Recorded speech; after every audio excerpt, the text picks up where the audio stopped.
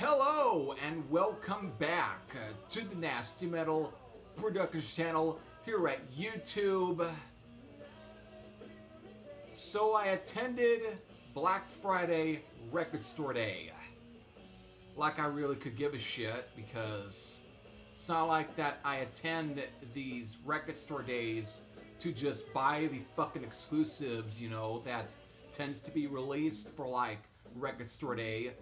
And I only attended it once, though it wasn't for the Black Friday one, which I believe they came up with for like COVID.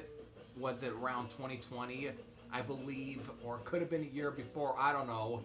All I know is that there is regular Record Store Day, which again, I only attended once, and that was a few years ago, pre-COVID, and it was actually at Rasputin here in Fresno. But this would have been my second time attending any sort of record store day, because I didn't attend it like this, you know, or the real record store day earlier this year. So for some reason, I decided to attend it on Black Friday Record Store Day, which for all I know, I think they did come up with it prior to then. You know, I don't know. But again, it's not like that I gave a shit about any of the exclusives, and I didn't even go to Rasputin for Black Friday Record Store Day, or to at least attend anything for like Black Friday Record Store Day. No, I went to another record shop here in Fresno that's in the Tower District that's named Ragin Records, which also has a second shop in like River Park area here in Fresno. Which is like the garage area, and then just across from where the movie theater is, because there's a movie theater out in River Park too, for those that are familiar with Fresno. So either way, I wanted to check out Ragin Records because of I ended up having some money on me, actually thanks to Central Valley. I actually had got my booster shot at Central Valley here in Fresno, the Clovis Community Hospital, and they gave me a $50 bill. And so I decided to take that $50 bill and use it at a record shop, and I've thought about wanting to pop into Ragin Records out in the Tower District and see what they've got inside their little record shop. And they're not just your used record shop. They also get some brand new stuff in. I mean, they are obviously in partner with Record Store Day, and so they'll get in a lot of the Record Store Day titles. And again, obviously there was a line specifically just for the Record Store Day stuff when I got there. Was it right when they opened around 8 o'clock this morning, and the line, of course, I had gotten in line because I thought, is this to get inside the store? No, this was just for the boxes that they actually had outside that had the Record Store Day titles, and that was for for those boxes only, for the Record Store Day boxes and stuff. And you didn't really need to be in line. You can just go straight inside if you just for people that want to just, you know, browse the actual record store and get other shit. So since I had my brother with me, we just walked instead. Yeah, we skipped the line and walked straight into the record shop. And I didn't come out empty-handed, all right. And besides the fact that I titled the video, you know, I attended Record Store or Black Friday Record Store Day, I also after the title, I pretty much also added in there Holy Grail. At least personally to me, I felt like I found a Holy Grail, and for all I know, the thumbnail for this video might be the Holy Grail, because personally, the record that and it's been a few years since I bought a record, but as I was browsing their metal section for the records, I could not believe that I found this out in the wild. I could not believe that I ended up coming face to face with this record. I thought I would never see this record in person. And I know technically it's not that expensive online, but still, I just didn't feel like paying some of those prices online. Therefore, I wouldn't have picked this record up if the price didn't meet my obligations, you know, if it didn't meet my pricing. I wouldn't have walked out of the record store with this record if the price, if I felt that the price wasn't right. But I'll get to that. Again, besides what I'm going to show you, which to me just seemed like a personal holy grail of mine, I did walk out with 2 CDs, and it's from a band called Betrayal here. Again, this is their first, it was actually from 2018. Ah, shit, that just dropped. I just got butterfingers. This is, again, it was from 2018, released through Dive Bomb Records, and this, again, a thrash metal band from the 1980s that are from Fresno here, and they were featured on 2 different comps. One was the Raging Death compilation, which had some of the earliest tracks from bands, I think, like Atheist and Obituary, under their original names, before they went and changed their names to, like, Atheist and Obituary. And, of course, Metal Massacre, or Metal Massacre 10, or something like that, they were all also on. But they were definitely a pretty, I don't know if you could say they were well-known, but they actually apparently were issued in, I think, what, issue like Kerrang! Maybe, or something. Again, it was as good a press, I think, any sort of metal band from Fresno ever got before we got, you know, like Trevor Williams, Church, and Haunt. But this right here is their, just a compilation of all the demos and stuff that Dive Bomb issued in 2018. And then the second Betrayal disc that I got was their comeback full-length album. Actually, would have been their very first full-length album from like 2020. So, a couple of years ago.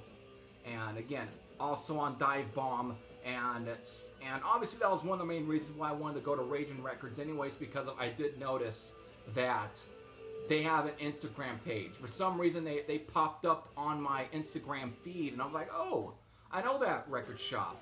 And I only knew about the one that was in River Park.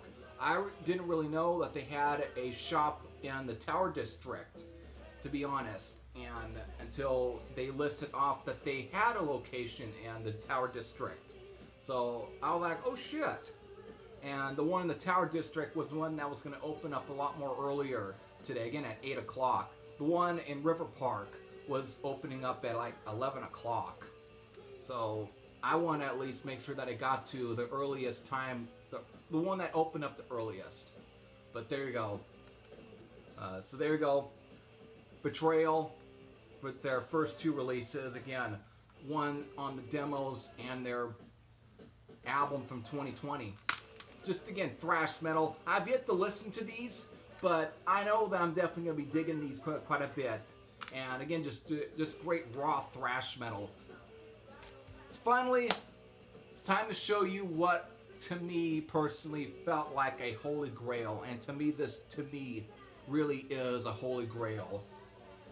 And the record that I'm talking about, The Sign of 4 from Blacklist. And if you can see, that's how much I paid for this record. And to me, I thought that was a very reasonable price for a record like this, given that this is such a rare private press metal EP from 1984. And I once had this downloaded years ago. Actually, it'll be 10 years now, off of the Heavy Metal Rarities forum, because some guy in Greece, which again, records like this are very popular up in Greece, which is why I'm surprised a label like No Remorse Records hasn't reissued this. I'm surprised that for as long as I've known about this record, it hasn't gotten a reissue. We've had stuff from like what other bands like Heathen's Rage, Emerald, and Axton Pride, which were a French metal band. They all had EPs, and those were some that I know that the guy who I'm not gonna mention the uploader's name, whatever, on or you know, on like the Heavy Metal Rarities forum, but he had he had some of those stuff to begin with, and some of those got reissued through No Remorse Records out of Greece, and so I'm just surprised that this has yet to even get a reissue.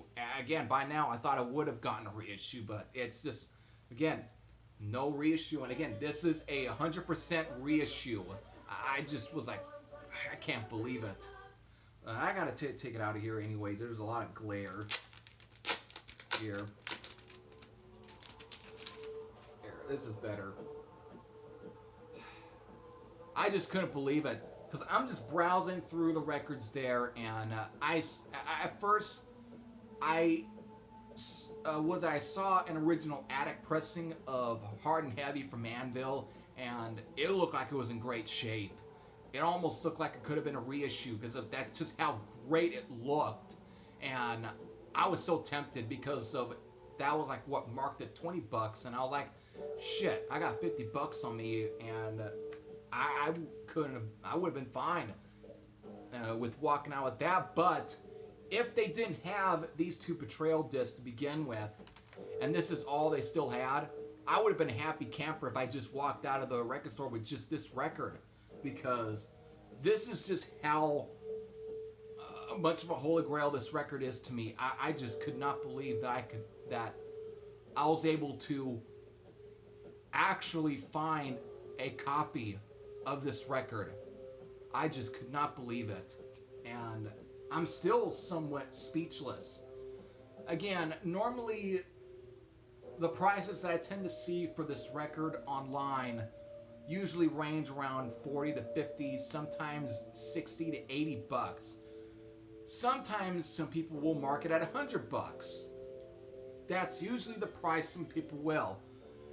Right now, the only person I see on like eBay, the cheapest he's got it on is like what, for 27, but the copy looks not really that great compared to the copy that I've got in my hand right now, which actually still looks pretty good, even though it's definitely, you can tell it's a little worn because I'm looking back and forth, but a bit. I mean, I don't know if you can tell, but it looks like it's in pretty good condition, and it's got the lyric sheet inside, as we can see here.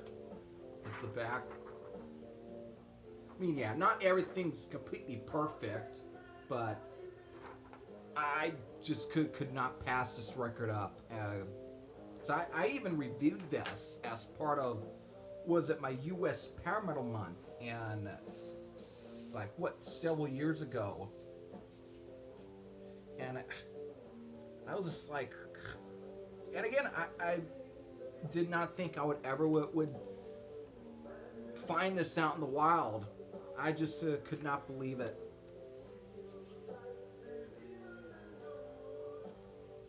It's just unbelievable. I don't want to drone on for too long because already I'm starting to run out of words and stuff, but yeah. So there you go. That was this.